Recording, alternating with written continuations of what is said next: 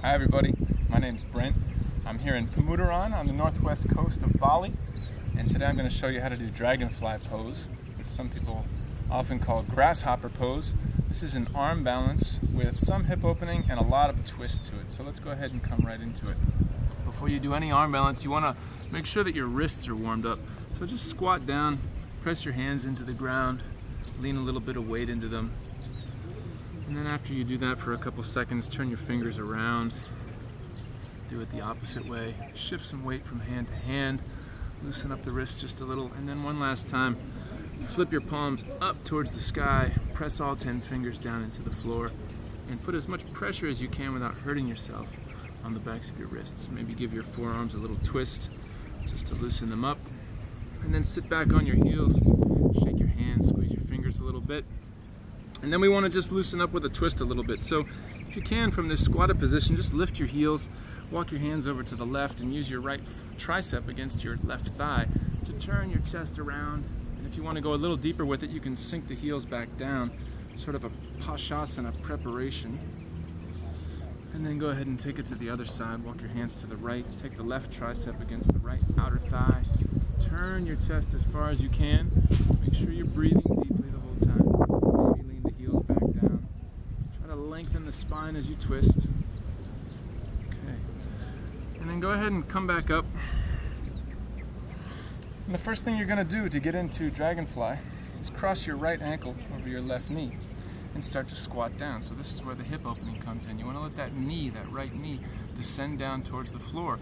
The more that right knee comes down, the higher this right foot is going to lift up, and that becomes important as you start to twist. Now this is the hardest part of the pose for most people. Let the left hand come down to the floor. You can stay on the fingertips to give yourself some height. Walk the right tricep across that right foot. So again, if that right knee is up in the air, this right foot is going to be down low. It's going to be hard to get it up on the back of the tricep. If you can get the knee to go down, that foot will lift, and you can press the tricep, the foot against the tricep. And then from here, it should be a simple move to start to lean forward. Keep the elbows hugging in just like you would in a crow pose. Let that bottom leg extend out, keep the elbows hugging together, and this is your Dragonfly pose. Okay? And then just pull that leg in and reset and come down. So if that's too hard for you to come into it that way, you can try coming into it from the ground. Just cross that right ankle over your left thigh again and start to walk your butt forward. This will help with the hip opening. And then you can twist from the ground. So take that right tricep all the way across that right foot. And again, get that right knee moving away from you. And then from here, maybe rock yourself up. Put the hands back down. And one more time, go ahead and come right back up.